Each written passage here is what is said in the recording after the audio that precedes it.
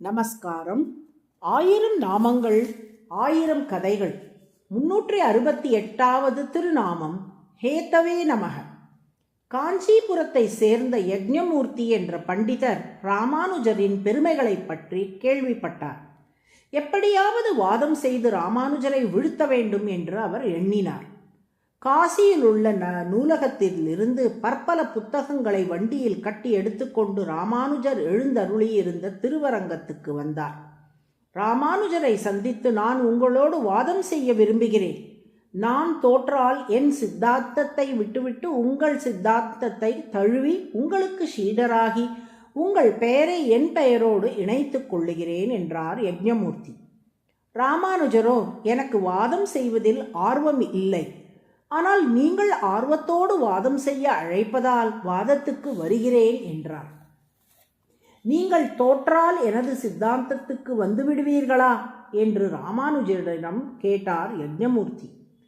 ராமானுஜரோ, நான் ஒருவன் தோற்றதால் என் சித்தாந்தம் பொய் என்று ஆகாது.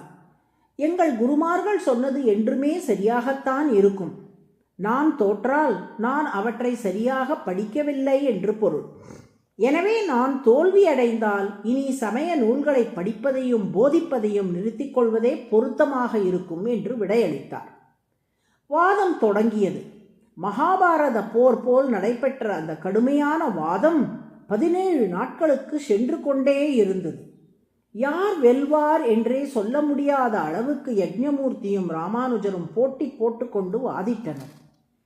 17ஆம் நாள் வாதம் முடியும் சமயத்தில் யஜ்ஞமூர்த்தி ராமானுஜரிடம் ஒரு கேள்வி கேட்டார். அதற்கு ராமானுஜரால் உடனே பதிலளிக்க முடியவில்லை. நாளை பார்க்கலாம் என்று சொல்லிவிட்டு சபையிலிருந்து வெளியேறினார்.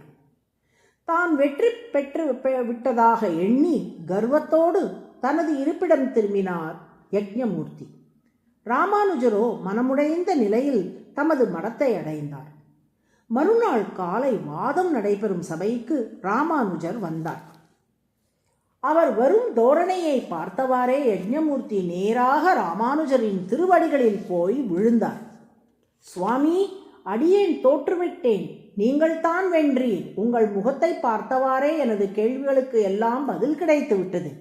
இனி நான் உங்கள் சீடன். உங்கள் பெயரை என் பெயரோடு இணைத்துக் கொள்ளுகிறேன் என்றார். அப்போது ராமானுஜர், உம்மை என் சீடராக ஏற்கிறேன். ஆனால் அதற்கு முன் ஒரு விஷயத்தை நீங்கள் அறிய வேண்டி உள்ளது. நேற்று மாலை மடத்துக்கு சென்ற அடியேன் வரதராஜ பெருமாளிடம் மனமுருகி பிரார்த்தனை செய்தேன். என் கனவில் தோன்றிய வரதராஜர், உமக்கு நல்ல சீடர் ஒருவர் கிடைக்கவே இந்த யஜ்ஞமூர்த்தியை அனுப்பி வைத்துள்ளேன். ஆளவந்தார் அருளிய சித்தித்திரயம், நாதமுனிகளின் மாயாவாத கண்டனம் ஆகிய நூல்களில் சொல்லப்பட்ட கருத்துகளின் அடிப்படையில் நாளை வாதாடி அவரை வென்றுவாரும் என்று கூறினார். அந்த பெருமாள் கொடுத்த தைரியத்தால் தான் நேற்று மனமுடைந்து போன அடியேன் இன்று கம்பீரமாக சபைக்கு வந்தேன். அந்த கோலத்தை பார்த்து நீங்களும் எனக்கு சீடராகி விட்டீர். இந்த வெற்றிக்கு அடியேன் காரணம் அல்லன், காஞ்சி வரதராஜ பெருமாளே காரணம். எனவே உங்கள் பெயரோடு என் பெயரை சேர்த்துக் கொள்வது உங்கள் விருப்பம்.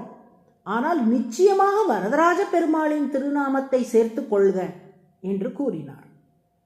தாம் திருந்தி ராமானுஜரின் சீடராக ஆனதற்கு வரதராஜனின் அருளே காரணம் என உணர்ந்த யஜ்ஞமூர்த்தி, அருளாள பெருமாள் என்ற வரதராஜ பெருமாளின் திருப்பெயரையும் எம்பெருமானார் என்ற ராமானுஜரின் திருப்பெயரையும் இணைத்து அருளாள பெருமாள் எம்பெருமானார் என்ற பெயருடன் ராமானுஜரின் சீடராக ஆனார்.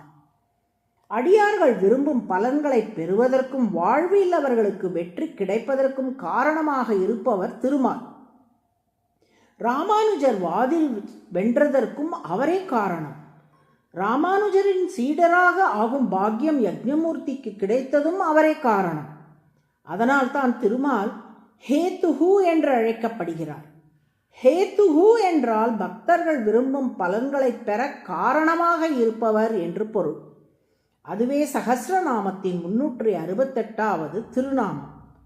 ஹேதவே நம என்று தினமும் சொல்லி வரும் அன்பர்கள் விரும்பும் அனைத்து பலன்களையும் குறைவர பெறுவதற்கு திருமால் அருள் புரிவார். நாராயண நாராயண.